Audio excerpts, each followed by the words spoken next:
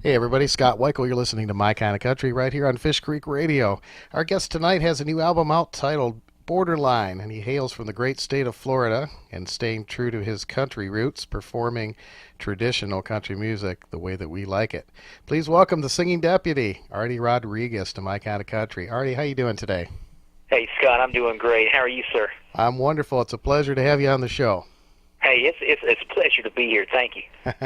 I certainly want to talk about your new album, but I want to mention a couple songs that we play on our show quite a bit, and one of those is called Honky Tonk Polygraph. Oh yeah, that's that's one of the ones that was on my last album before. It's called "I'll Give You Something to Drink About," and yeah, that's off that. It's off that album, and the Honky Tonk Polygraph was the very last song I put on the album. I wrote that on the way to the studio. I wrote about 20 minutes. I wrote that song. I had the idea in my head, and it's just, I just wrote it as we were going to the studio, and it was one of those last minute. I told the guys, I said, hey, listen to this song, and I broke out the acoustic guitar and the guitar player and the guy doing engineering. He said, man, you've got to put that on the album. So we squeezed it in, and it turned out to be one of the most popular ones that's on that album. You know, sometimes those last-minute album cuts just seem to be some of the most popular. I've heard that from so many different artists that they'll, have a kind of an afterthought and it ends up being a big hit for them. Yes, sir. Well, I do like that album. I'll give you something to drink about. I heard George Jones record that some years ago. Yes, sir. There was a guy up in Nashville. He did a lot of promoting for me. His name Randy Hayford. He several years ago he said, "Listen, man," he said, He sent that song to me, and he said, I'll try to record this. And I said, that's a possum singing. He said, yeah, and it had a couple of those little trumpets in there, kind of like a Spanish trumpet in there. So we ended up putting twin fiddles in there with Bobby Flores out of San Antonio, and I put Spanish in it. I mean, it turned out really good, and everybody really liked that one too. It turned out great. Randy's a good guy. I've been working with him with Richard Lynch and some of his other artists on Twang Thang, and yes, sir. I think the world of those folks. They're great people. Yeah, they don't make them anymore like those guys. You know what I'm saying? Just down to earth, and what you see is what you get. Good old boys there. That is for sure. That's twangthangmusic.com. I love those guys. Yeah. Another song, it's on your, of course, I like She Loves George Jones. And then there's a song on there that I recognized Merle Haggard did back in the 60s called The Longer You Wait. The Longer You Wait. I threw that on there because this one guy used to that sat in with us sometime playing guitar with my band.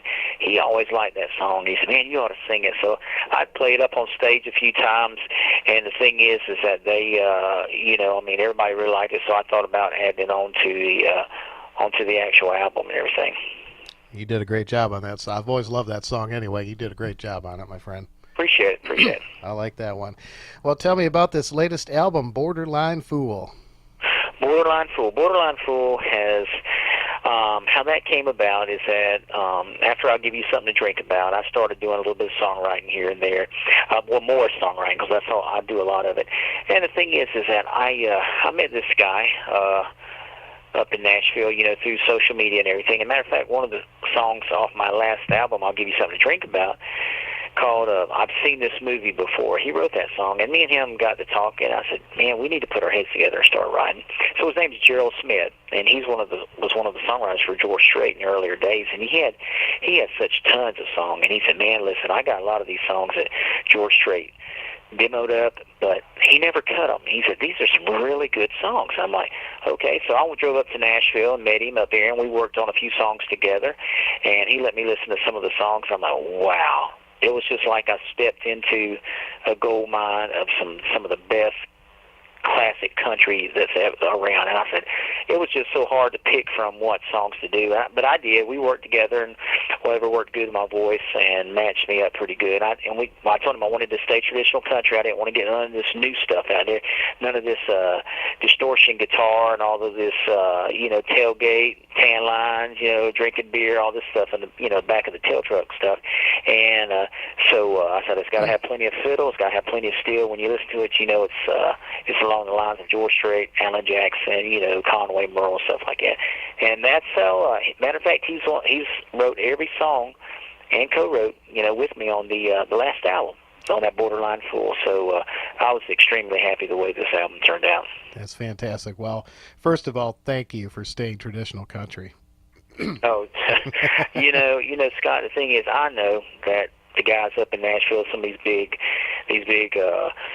record producers and labels, I know they're not going to come knocking on my door and kicking it in, looking for them because I do play traditional country. But at the end of the day, I'm doing what I love, and I'm doing what makes me happy. And traditional country is, that's what I love, and that's what I'm going to stay doing no matter what. Well, amen. That's what it's all about, and you do it extremely well. That's for sure. Well, they call you the singing deputy, and you are actually a deputy sheriff. Is that right? Yes, sir. I've been a deputy sheriff now for 15 years, going on 16, and I worked every aspect of the road, worked patrol, did some investigations, was on SWAT. I did a little bit of everything, school resource deputy and everything. So now what I'm a lieutenant now. Paid my dues, and I moved up the ladder and got promoted, and I'm a lieutenant. I actually do polygraphs for the agency, so that's where the honky-tonk polygraph comes into play. So yeah, that's what I do now. But I'm a sworn deputy sheriff. They call me the singing deputy or the singing lawman, whichever. And but have you ever heard that? Don't quit your day job until make it big. Well, I'm still working as a day job and still plugging away at the music business. Also, I got the best of both worlds, Scott. I'm balancing both.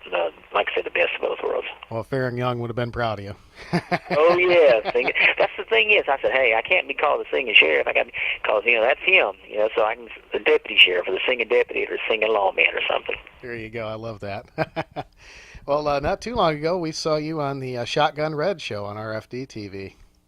Yes, sir. Yeah, I had the privilege to go to Nashville, and it was going to be on the General Jackson showboat. That's where it was going to be. But originally, when we got there, I guess something that came up, and we couldn't do it on the General Jackson, but we did something better. They sent us over to the Texas Troubadour Theater, and Ernest Tubb, Texas Troubadour, and I was at home, man. They had that big circle like they do at the Grand Ole Opry, kind of it's different colored, that all the artists from Conway, George, Merle, they've all stood in that circle to sing, and I was able to stand there where my honky-tonk hero was.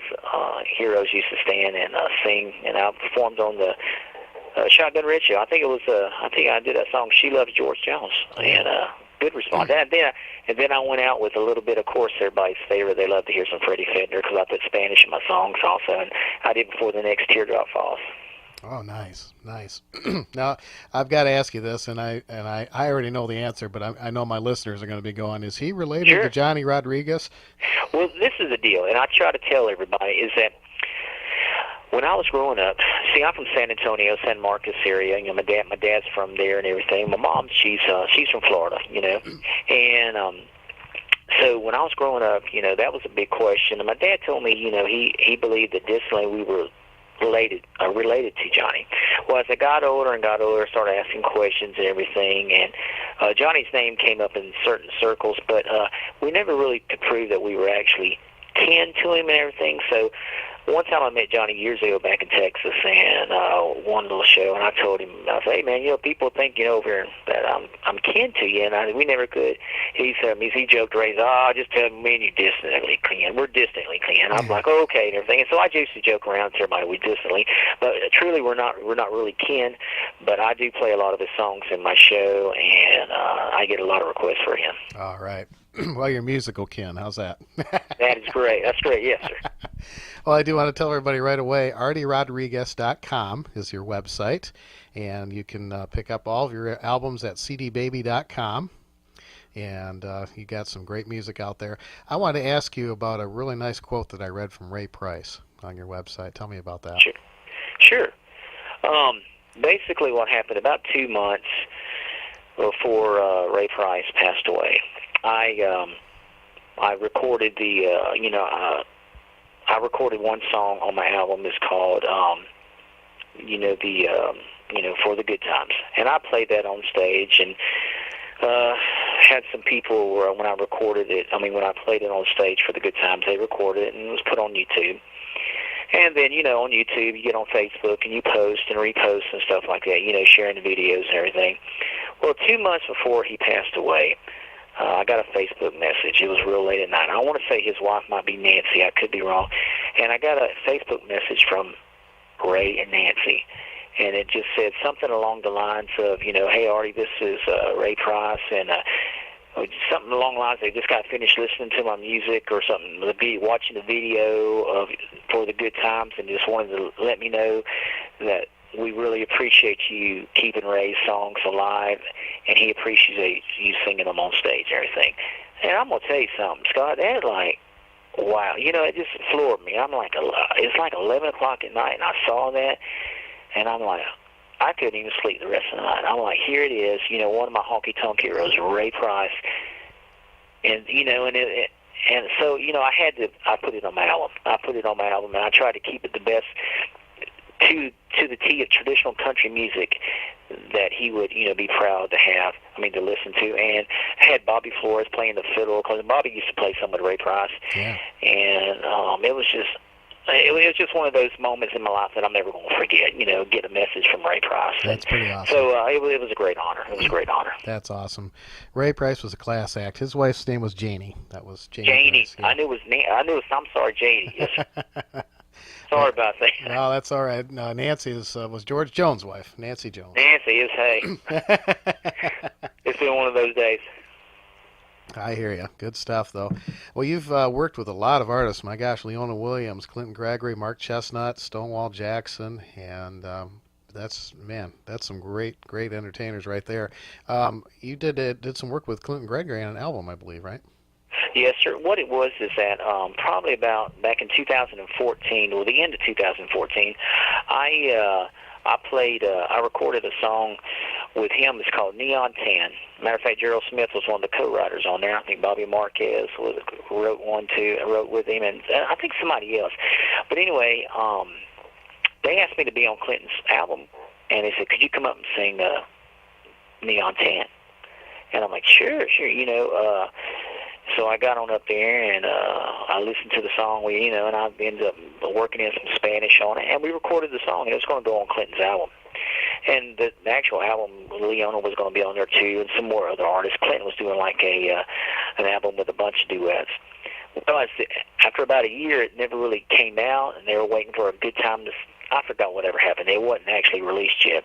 So by the time I came along and was doing my album, and I was thinking, wow, so I called the guys. I said, hey, listen, what's the chances that song, I could put that song on my album also, And they said, well, they talked it over. They gave me a call back and said Clinton and this management and everything, they said that, it'd be great. Yeah, it'd be their honor. Just go ahead and add it on there. So I ended up putting that song on my album, and I'm getting a lot of comments and a lot of replies, and a lot of people love to hear that song too. Neon Tan. That's cool. Well, we're going to play that here in just a little bit, and sure. You have graciously given us some copies of your album that we're going to give away to some of our listeners, so I want to tell everybody to stay tuned a little bit after the interview. We're going to do that, and I want to thank you for that. And a couple of songs I wanted to ask you about on the album that I really like, the kind of the play on words and how this is actually spelled Cheyenne, and it's Shy, S-H-Y, and then the name Ann, A-N-N. Right. Yeah, I had that song in mind, and I kind of, the play on words Cheyenne, and I said, man, this would be a good up-tempo. I wanted a good Texas swing type style song, and got up here with Gerald Smith, and me and him worked on that. And, matter of fact, we didn't really complete it that day. We completed like 3/4 of it. I drove on back to Florida from Nashville, and it wasn't like about another week or two. We put our heads together again, and we finished it up. I tweaked it, and there you go. That's what come out of it right there. And they love it overseas, man. They love it. It's a good song. I like it real well. And I think one of my favorites on this album is If You Think It's Hard Leaving. Yep. Matter of fact, that was a George Strait cut that off his, I think it was either last album or 2 albums ago. He demoed it up, but it didn't make the cut. And that's one of the main ones that that Gerald kind of tossed to me. He said, this is a really great song. He said, when you hear it, it was penned actually for George Strait. When you listen to the song, you can tell it has a George Strait feel to it. And it was actually penned for him, but I guess it just didn't make the cut. So I told him, I said, hey, if it's good enough for George Strait, it's good enough for me. So we added it on the album and everything. I think that was a fortunate thing for you because you did a great job on it, and I really like that song. Hey, I appreciate it. I might have to post it tonight on the Facebook. Yeah, definitely. I really do like that one. That is outstanding. Well, tell me just a little bit of how you really got started in this whole journey of country music. Well, years let's see, I'm telling my age here now, Scott, but years ago, I say when I graduated out of high school, I went in the Marine Corps, served my time in the service, and got out of the Corps and started playing music on the sides, and I joined a group out of in off Alabama called Young Country, and these guys were like, they were young. The youngest one was 16 years old, and the oldest was 18 years old. And they were like an FFA band, so they wanted to play music professionally. And I was the oldest. I was like 21. So ended up getting with them. We started playing. The JCs got behind us, and we opened up for many, many artists. And then I just continued to do it, continued over the many years. I went out on tour with Ty Herndon. He's not really a traditional artist, but, he was in the country music. He came up, I think, in the late 80s, early 90s or something like that. But anyway, I toured with him some, continued to songwrite, did a few days with Neil McCoy, and eventually just kept on and kept on. And then it got to the point that I said, I was playing a lot of the top country then, but then when country started turning towards the new kind of a rockin' type style, I'm like, I don't like it. I can't do that. That's not what I do. And I mostly did better at Conway, George, and Merle, and I said, that's where I'm going to stay. And if I make it, I make it. If I don't, I don't. But I'm going to be true to myself and true to country music as a whole. And I continue to do it for many years. And still, probably I would say the last 5 years, it's probably been the most that I've ever accomplished in my music, because I stay true to myself and I'm playing what I want to play, and it's just taken me a lot further than anything else. Now, before I got into actually doing this, the biggest thing was back in 2002, I got to perform before the president, a song that I wrote called Forget His Memories. My dad was a Korean War vet, POW, and I wrote a song in reference to him and all Korean War veterans, and that was a big thing for us and everything, for me to fly up there and do it. It was a big Korean War commemorative ceremony. It was the 50th anniversary Korean War commemorative ceremony being held in Washington. So took my dad up there, and that was a big deal. Other than that, just playing the bars and the honky tonks, and but now I just mostly stay into the opera. I don't play none of the really honky tonks and bars. I mostly play the Opry theaters where, what I'm saying, good traditional country music is appreciated. A lot of good places. I know there's Gillies Family Opry down your way. Yes, sir. There's some really good places down there. It's kind of like a Branson-style theater down here in the Northwest Florida.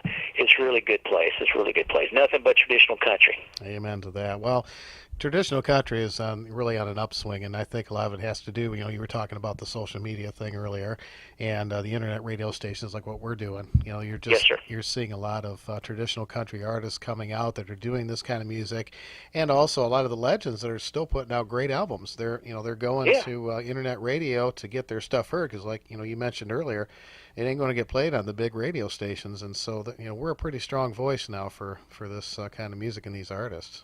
Yes, sir. And we're glad to be, that's for sure. And we really appreciate you. I know I probably speak for all the independent artists out there. We appreciate you guys doing what you do for us. And, if it wasn't for y'all, I don't know what would happen to us. An artist is not an artist without his fans and his music base and people playing their music. And thank you again, Scott. I appreciate everybody at Fish Creek. Well, we're glad that you're doing the music, and we're proud to play it on the air. And, folks, again, it's Borderline Fool, ArtieRodriguez.com. cdbaby.com, and also you can check him out at twangthangmusic.com, and we'll put all that information on our Facebook page too. And I can promise you we're going to be playing a lot of Artie's music. We've been playing stuff from your previous album. Now we're going to play stuff off this new album. This is good stuff, folks. I appreciate it. Scott, I tell you what, thank you for having me, man. Anything I could ever do for you guys, let me know. And like I said, you should have a few CDs to hand out to some of these listeners calling in and everything, and good luck to everybody. All right, well, we're going to do that, and we appreciate that.